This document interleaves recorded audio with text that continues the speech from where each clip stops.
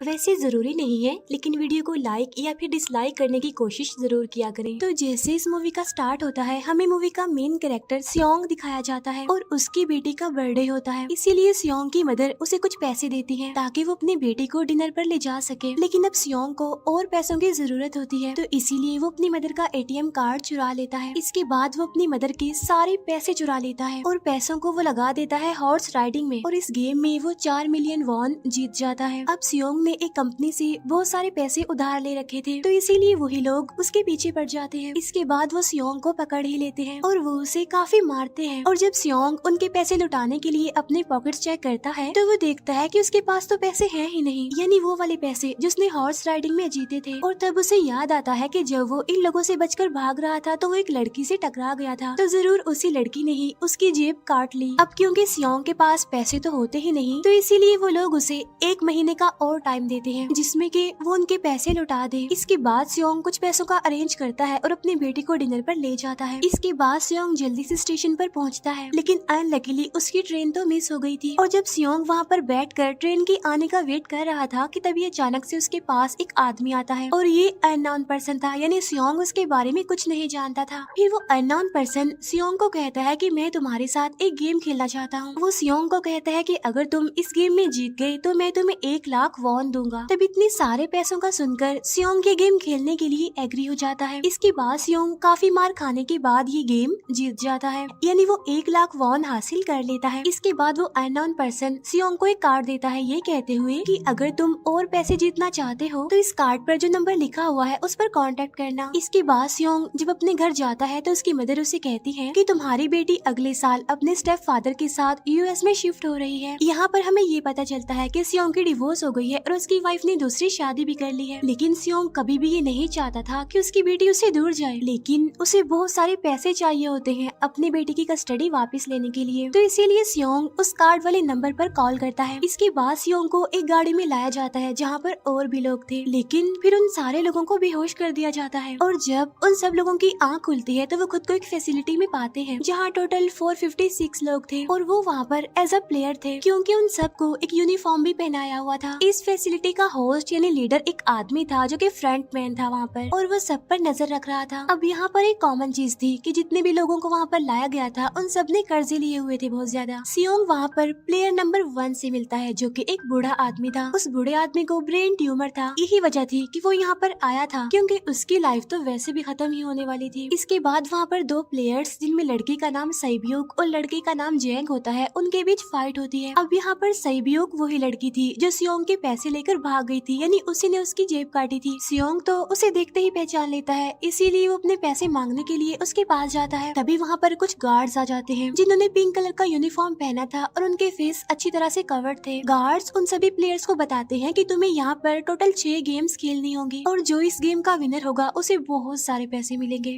इसके बाद उन सबसे एक कॉन्ट्रैक्ट पर साइन करवाया जाता है और इस कॉन्ट्रैक्ट के 3 मेन रूल्स थे। पहला रूल ये कि कोई भी प्लेयर अपनी मर्जी से गेम को छोड़कर नहीं जा सकता। दूसरा रूल ये होता है कि जो भी प्लेयर खेलने से मना करेगा तो उस प्लेयर को एलिमिनेट कर दिया जाएगा, और उनके मुताबिक एलिमिनेट का मतलब क्या था ये तो हम आगे ही जानेंगे। गेम का तीसरा रूल ये था कि अगर मेजोरिटी इस गेम को खेलना नहीं चाहती तो वो इस गेम को छोड़कर जा सकते हैं। इसके बाद उन सबको गेम के लिए ले जाया जाता है। अब यहाँ पर सियोंग अपने क्लासमेट सेंगवू से भी मिलता है जो कि उसे बचपन से जानता था। सियोंग उसे वहाँ पर देखकर काफी हैरान होता है क्योंकि वो तो किसी बिजनेस के लिए आउट ऑफ कंट्री चला गया था। अब पहले गेम के लिए वहाँ पर एक काफी बड़ी डॉल थी और इस गेम का रूल काफी सिंपल था, और वो ये था कि डॉल जब भी गाना गाएगी उन सबको आगे बढ़ना है, और जैसे ही वो गाना बंद करेगी तो उन सबको रुक जाना है और मूव नहीं करना है, और अगर कोई हिल गया तो उसे एलिमिनेट कर दिया जाएगा। अब स्टार्टिंग में तो ये सब कुछ उन्हें किसी प्रैंक की तरह लग रहा था, लेकिन जब एक लड़का हिल जाता है तो उसे शूट करके मार दिया जाता है, और यही होता है एलिमिनेट का मतलब, यानी उन्हें मार दिया जाएगा। अब ये देखकर वो सारे लोग काफी घबरा जाते हैं और उन्हें पता चल चुका था कि वो खतरे में है, इसीलिए लोग डरते हुए पैनिक करते हुए इधर उधर भागने लगते हैं।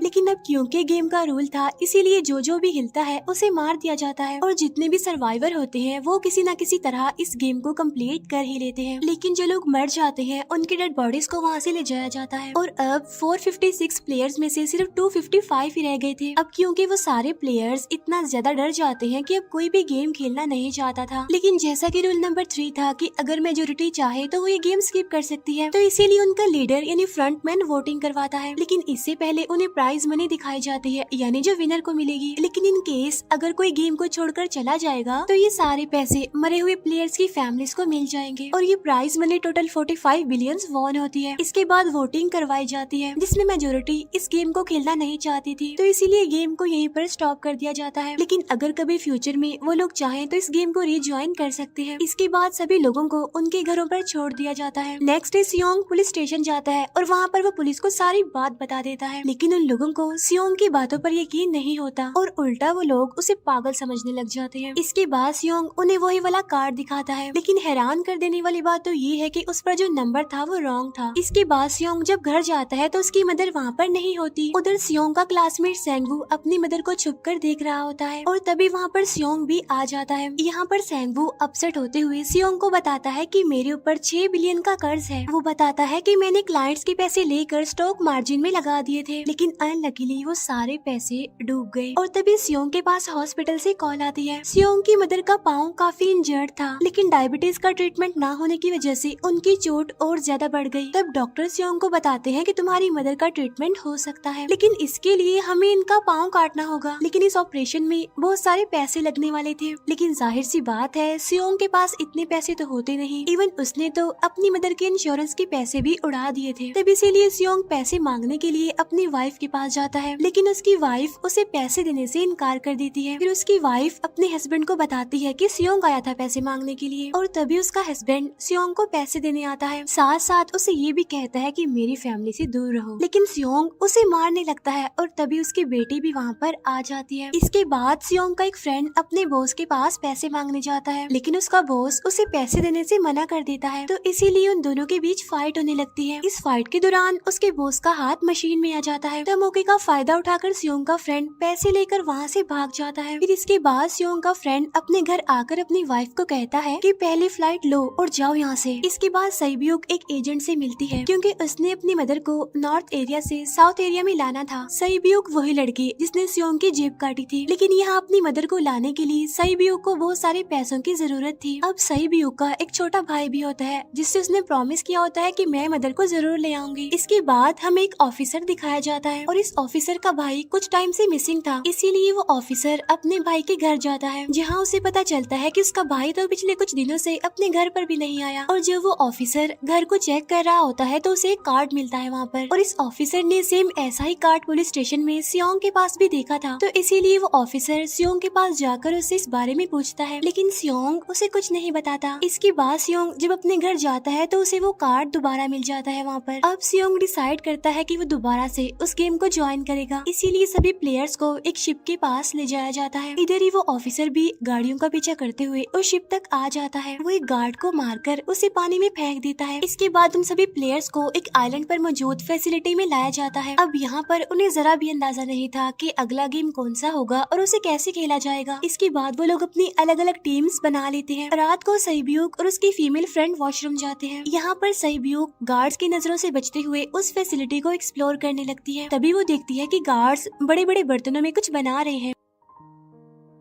लेकिन अब क्योंकि गार्ड्स को शक हो जाता है तो ये गार्ड वॉशरूम्स को चेक करने के लिए आता है, लेकिन तब तक सईब्यूक वापस आ चुकी थी। इसके बाद सईब्यूक अपनी फीमेल फ्रेंड को सारी बात बता देती है जो उसने देखा था, लेकिन यहाँ पर सेंगवू उन दोनों की बातें सुन लेता है और वो इस बारे में सईब्यूक से पूछता है, जिस पर सईब्यूक बताती है कि वो बड़े बड़े बर्तनों में कुछ पका रहे थे। इसके बाद उन सभी प्लेयर्स को प्ले ग्राउंड में लाया जाता है, जहाँ पर उनके सामने 4 शेप्स थी। 4 शेप्स में से उन्होंने किसी एक शेप को चूज करना था। अब यहाँ पर सेंगवू को पता चल जाता है है कि गेम क्या है और क्या करना है हमें। सेंगवू सियोंग को बताता है कि सबने अलग अलग शेप्स को चुनना है। इसके बाद उन सभी को एक छोटा सा बर्तन दिया जाता है जिसमें की शेप्स बनी होती है। अब गेम उनकी ये होती है कि उन्होंने किसी तरह उस शेप को बाहर निकालना है बगैर डैमेज किए, लेकिन अगर शेप जरा से भी खराब हो गई तो उन्हें एलिमिनेट कर दिया जाएगा, यानी मार दिया जाएगा। अब यहाँ पर सेंगवू तो इजिली उस शेप को निकाल लेता है, लेकिन सियोंग इतना ज्यादा घबरा जाता है कि उसकी हालत खराब होने लगती है, लेकिन फिर वो किसी न किसी तरह करके इस गेम को भी जीत लेता है। इसके बाद उन सबको वापस से रूम में लाया जाता है। अब यहाँ पर 187 प्लेयर्स वापस आए थे, जिनमें से अब सिर्फ 108 ही रह गए थे। इसके बाद उन सबको खाने के लिए ले जाया जाता है, लेकिन खाने की वजह से जैंग की एक लड़के से फाइट हो जाती है, जहाँ पर जैंग उस लड़के को इतना ज्यादा मारता है कि वो मौके पर ही मर जाता है। इधर ही हम देखते हैं कि उन प्लेयर्स में से एक डॉक्टर होता है जो गार्ड्स के साथ मिलकर मरे हुए लोगों के ऑर्गन्स निकाल कर उन्हें चाइनीज को बेचने का काम करता है। इसीलिए जब भी डेड बॉडीज को ले जाया जाता है तो वो डेड बॉडीज को गायब कर लेते हैं, क्योंकि ये सब कुछ एक प्लान के अकॉर्डिंग चल रहा था, क्योंकि ये सारा कुछ फ्रंट मैन से छुप कर हो रहा था। यही वजह थी कि कंट्रोल रूम में भी उन्होंने अपना ही एक आदमी बिठाया हुआ था जो कि उन लोगों की सारी वीडियो फुटेज डिलीट कर देता था, और गार्ड्स तो डॉक्टर को गेम के बारे में पहले ही बता देते थे ताकि वो सरवाइव कर सके। यहाँ पर एक गार्ड उसी प्लेयर डॉक्टर को बताता है कि आज हमने प्लेयर्स को जानबूझकर खाना कम दिया है ताकि वो आपस में लड़ने लगे, जिससे होगा ये कि सारे वीक प्लेयर्स गेम से आउट हो जाएंगे। साथ ही गार्ड डॉक्टर को अपनी अगली गेम के बारे में बता देता है। अब 30 मिनट के बाद वहाँ पर लाइट्स ऑफ होने वाली थी। अब यहाँ पर सेंगवू को पता था कि सियोंग की टीम जरूर कोई उल्टा काम करेगी, इसीलिए वो उस टीम को अपने पास बुलाकर उन्हें रिलैक्स रहने के लिए कहता है। उधर वो जो डॉक्टर प्लेयर होता है वो जैंग की टीम में शामिल हो जाता है। यहाँ पर डॉक्टर जैंग को बता देता है कि अगला गेम क्या होने वाला है। इसके बाद लाइट्स ऑफ हो जाती है और जैंग अपनी टीम के साथ मिलकर बाकी सभी को मारने लगता है। जैंग एक लड़की को मारकर सईब्यू को मारने जाता है, लेकिन तभी सियोंग उसे बचा लेता है। इसके बाद गार्ड्स वहाँ पर आकर उन सभी को रोक लेते हैं और अब टोटल 80 लोग रह गए थे। इसके बाद उन सभी को तीसरे गेम के लिए ले जाया जाता है और यहाँ पर उन्हें 10-10 प्लेयर्स की एक टीम बनाने के लिए कहा जाता है, और वो लोग ऐसा ही करते हैं, अपनी अपनी टीम बना लेते हैं। अब क्योंकि जैंग को अगली गेम के बारे में पहले ही पता होता है, इसीलिए वो सईब्यू की फीमेल फ्रेंड को अपनी टीम में नहीं रखता और वो अपनी टीम में सिर्फ मर्दों को ही रखता है। इसके बाद सेंगवू भी अपनी एक टीम बना लेता है। अब क्योंकि उन्हें एक प्लेयर की जरूरत थी तो इसीलिए सईब्यू की फीमेल फ्रेंड उनके टीम में शामिल हो जाती है, और ये गेम असल में टग ऑफ वॉर का होता है, यानी उन्होंने अपने सामने वाली टीम को नीचे गिराना था। इसके बाद गेम स्टार्ट हो जाती है और जैंग की गेम बड़ी आसानी से इस गेम को जीत लेती है। इसके बाद बारी होती है सेंगवू की टीम की। तब प्लेयर नंबर 1 यानी वो बूढ़ा आदमी कहता है कि मैंने अपनी जिंदगी में बहुत सारी टग ऑफ वॉर्स खेल रखी है, इसीलिए उन सबको गाइड करता है कि इस गेम को कैसे जीतना है।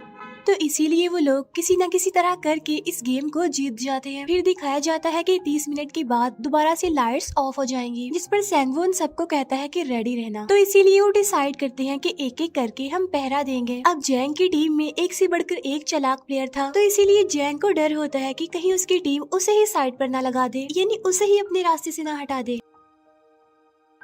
दूसरी तरफ डॉक्टर और गार्ड्स मिलकर डेड बॉडी के ऑर्गन्स निकाल रहे होते हैं और इन ऑर्गन्स को डिलीवर करने जाना था गार्ड नंबर 28 एंड 29। तब वो सभी एक डेड बॉडी के बारे में बातें करने लगती हैं जिसकी सिर्फ एक किडनी थी और वो उसे ज़ॉम्बी कह रहे थे। अब यहाँ पर जो गार्ड नंबर 29 था, यानी जिसने वो ऑर्गन्स डिलीवर करने जाने थे, वो कोई और नहीं बल्कि वो ऑफिसर था जो गार्ड के बेस में वहाँ पर आया था। और ये सब बातें सुनकर उसे शक होता है कि शायद ये लोग मेरे भाई की बात कर रहे हैं, क्योंकि उसकी भी एक ही किडनी थी। इसके बाद नंबर 28 और 29 यानी वो ऑफिसर ऑर्गन्स को डिलीवर करने के लिए चले जाते हैं। रास्ते में वो ऑफिसर नोटिस करता है कि टनल में तो बॉम्ब लगा हुआ है। तब नंबर 28 उसे बताता है कि जब हम यहाँ से बाहर निकलेंगे तो इस जगह को ब्लास्ट कर दिया जाएगा। अब यहाँ पर वो ऑफिसर नंबर 28 से और इन्फॉर्मेशन लेने की कोशिश करता है, इसीलिए नंबर 28 को उस पर डाउट होने लगता है, इसीलिए वो उस ऑफिसर को अपना फेस दिखाने के लिए कहता है। अब यहाँ पर वो ऑफिसर अपना फेस भी दिखा देता है, साथ साथ वो नंबर 28 पर गन पॉइंट भी कर देता है। साथ साथ वो ऑफिसर उससे एक किडनी वाले आदमी के बारे में पूछता है कि वो कौन है जिसे तुम ज़ॉम्बी कहते थे, जिस पर वो नंबर 28 उससे कहता है कि वो तो एक लड़की थी। अब यहाँ पर नंबर 28 उस ऑफिसर को कहता है कि तुम लीडर के रूम में जाकर सारी इन्फॉर्मेशन देख सकते हो, वहाँ पर सबका डाटा है। ये जानने के बाद वो ऑफिसर नंबर 28 को मार डालता है। उधर वो डॉक्टर गार्ड से अगली गेम के बारे में पूछता है, लेकिन इस बार गार्ड्स को भी अगली गेम के बारे में पता नहीं होता। तब इसीलिए डॉक्टर को गुस्सा आ जाता है और वो एक गार्ड को पकड़ लेता है और उनकी फाइट होने लगती है। इसी फाइट में डॉक्टर डॉक्टर उस गार्ड को मार कर वहाँ से भाग जाता है। इसके बाद एक गार्ड भी उसका पीछा करता है और वो दोनों प्लेग्राउंड में आ जाते हैं। यहाँ पर गार्ड डॉक्टर को अपनी बातों में फंसा कर उसे मारने वाला होता है, लेकिन तभी लीडर इन्हीं फ्रंटमैन आकर उसे मार डालता है और बाद में वो उस डॉक्टर को भी मार डालते हैं। साथ साथ इन्हें वहीं पर नंबर 28 की डेड बॉडी भी मिल जाती है, जिससे इन्हें ये पता चल जाता है कि फैसिलिटी में कोई घुस गया है। उधर वो ऑफिसर लीडर इन्हीं फ्रंटमैन के रूम तक पहुंच जाता है। तो वो चेक करते करते एक ऐसे रूम में जाता है जहाँ पर सबके रिकॉर्ड्स थे, और जब वो ऑफिसर रिकॉर्ड चेक कर रहा होता है तो उसे सभी विनर्स की एक लिस्ट मिलती है, जिसमें उसके भाई का भी नाम था, यानी वो भी कभी विनर था। उधर सभी प्लेयर्स को 4th गेम के लिए ले जाया जाता है, जहाँ पर उन सबको अपना अपना पार्टनर चुनने के लिए कहा जाता है, और वो प्लेयर्स करते भी ऐसा ही है, अपना अपना पार्टनर चुन लेते हैं। सहयोग की फीमेल फ्रेंड भी अपना पार्टनर ढूंढने की कोशिश करती है, लेकिन कोई भी उसका पार्टनर बनने को तैयार ही नहीं था। इसके बाद सभी प्लेयर्स को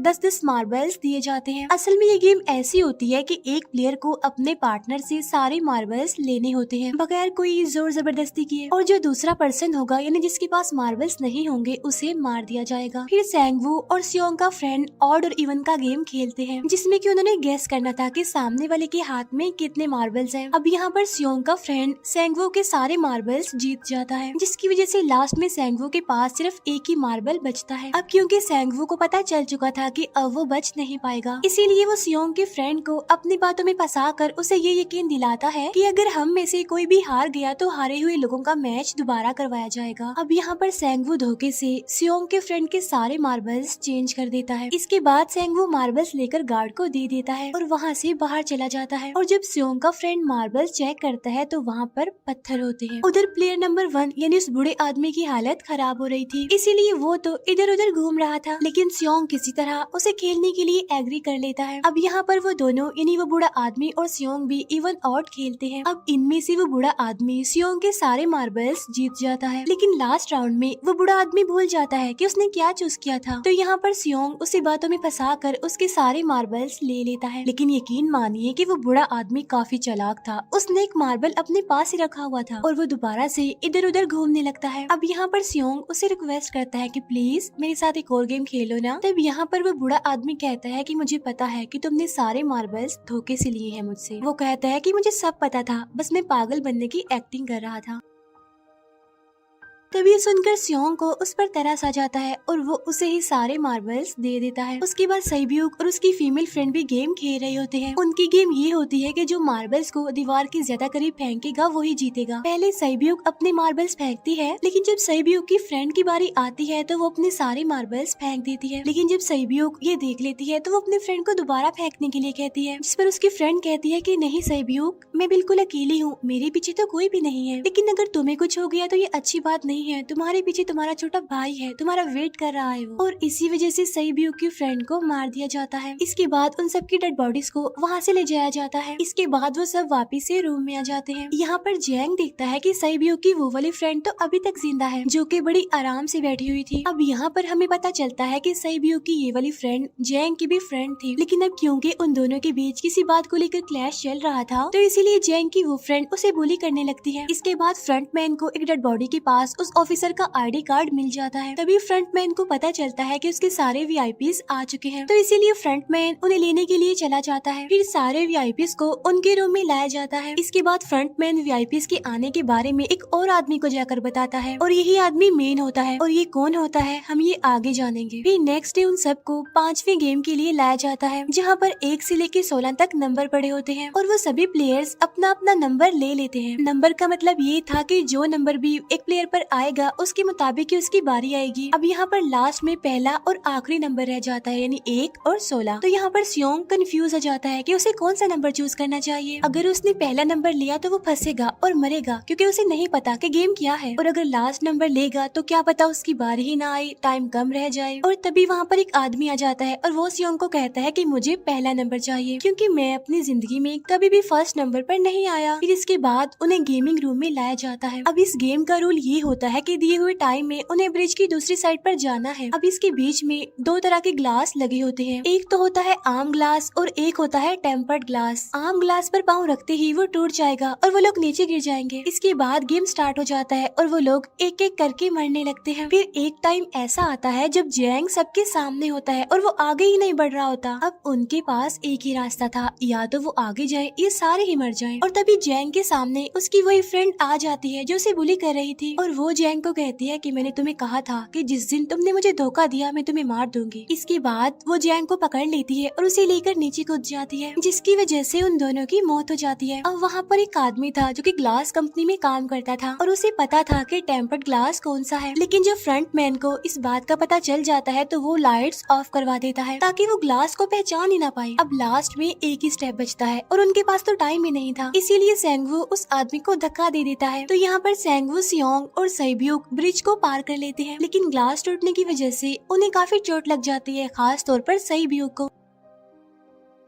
उधर उस ऑफिसर ने एक सर्वेंट को मारकर उसकी जगह खुद ले ली थी। अब एक वीआईपी को उस ऑफिसर पर शक होता है और वो उसे कहता है कि अपना मास्क रिमूव करो, लेकिन वो ऑफिसर कहता है कि ठीक है, लेकिन मैं अंदर जाकर अपना मास्क रिमूव करूंगा। इसके बाद वो ऑफिसर उस वीआईपी को लेकर अंदर चला जाता है। अंदर जाकर वो ऑफिसर उस वीआईपी को बेहोश कर देता है और इस बात का पता फ्रंट मैन को चल जाता है, इसीलिए फ्रंट मैन उसके पीछे जाता है और वो उस ऑफिसर को देख लेता है, इसीलिए वो ऑफिसर वहाँ से भागकर आइलैंड पर आ जाता है। फ्रंट मैन भी उसका पीछा करते हुए वहाँ पर आ जाता है। अब यहाँ पर वो ऑफिसर अपने सीनियर्स को कॉल करने की कोशिश करता है, लेकिन कॉल कट हो जाती है। फिर वो ऑफिसर उन्हें सारे सबूत भेजता है, लेकिन वहाँ पर नेटवर्क नहीं था। इसके बाद फ्रंट मैन ऑफिसर को पकड़ लेता है और उसे उनके साथ चलने के लिए कहता है, लेकिन वो ऑफिसर तो उस फ्रंट मैन पर गोली चला देता है। इसके बाद फ्रंट मैन अपना मास्क उतार देता है, तो वो ऑफिसर देखता है कि वहाँ पर कोई और नहीं बल्कि उसका अपना भाई है वो। इसके बाद ऑफिसर का भाई यानी फ्रंट मैन उसे शूट कर देता है और वो जाकर पानी में गिरता है। उधर ग्लास लगने की वजह से सैब्यूक काफी इंजर्ड हो गई थी और उसका बहुत सारा खून भी बह रहा होता है। इसके बाद तीनों सर्वाइवर्स को डिनर के लिए ले जाया जाता है और उनके पास एक एक नाइफ भी रख दिया जाता है, मतलब रात में उन तीनों में से कोई भी एक दूसरे को मार देगा। तभी सियोंग नोटिस करता है कि सैब्यूक की हालत काफी खराब है, इसीलिए वो सैब्यूक को कहता है कि फिक्र मत करो, हम दोनों साथ हैं और इस गेम में हम दोनों मिलकर सेंगवू को हरा देंगे। इसके बाद हम दोनों यहाँ से बाहर निकल जाएंगे और पैसों को आधा आधा डिवाइड कर लेंगे। सैब्यूक उसे बताती है कि मेरा एक छोटा भाई है जिसे मैं ऑर्फनेज में छोड़कर आई हूँ, और अगर हम दोनों में से कोई भी जिंदा बचकर बाहर जाएगा तो उसे उन दोनों की फैमिलीज का ख्याल रखना होगा। अब सैब्यूक की हालत काफी खराब थी, उसे डॉक्टर की जरूरत थी, इसीलिए सियोंग कोई मदद लाने के लिए जाता है, लेकिन जब तक वो वापस आता है तब तक सेंगवू सैब्यूक को मार चुका था। फिर नेक्स्ट डे उन दोनों को गेम नंबर 6 यानी लास्ट गेम के लिए ले जाया जाता है। गेम का रूल बड़ा ही सिंपल था कि मार दो या मर जाओ, और इस गेम का नाम होता है स्क्विड गेम। इसके बाद गेम स्टार्ट हो जाती है और उन दोनों के बीच काफी फाइट होती है, लेकिन लास्ट में सेंगवू की हालत खराब होने लगती है। तभी सियोंग कहता है कि मैं इस गेम को रोकना चाहता हूँ, और तभी सियोंग सेंगवू को उसके साथ चलने के लिए कहता है, लेकिन सेंगवू तो अपने आप को ही मार डालता है, जिसकी वजह से सियोंग गेम जीत जाता है। फिर फ्रंट मैन सियोंग को कहता है कि तुम बहुत अच्छा खेले, लेकिन मुझे इसकी उम्मीद नहीं थी। इसके बाद सियोंग को उसके घर पर छोड़ दिया जाता है और उसके पास एक एटीएम कार्ड भी था, और जब सियोंग उस एटीएम कार्ड को जाकर चेक करता है तो वो दिखता है कि सारे पैसे उसके अकाउंट में भेज दिए जाते हैं। इसके बाद सियोंग अपने घर जाता है, लेकिन तब तक उसकी मदर की डेथ हो जाती है। इसके बाद हमें 1 साल बाद का सीन दिखाया जाता है,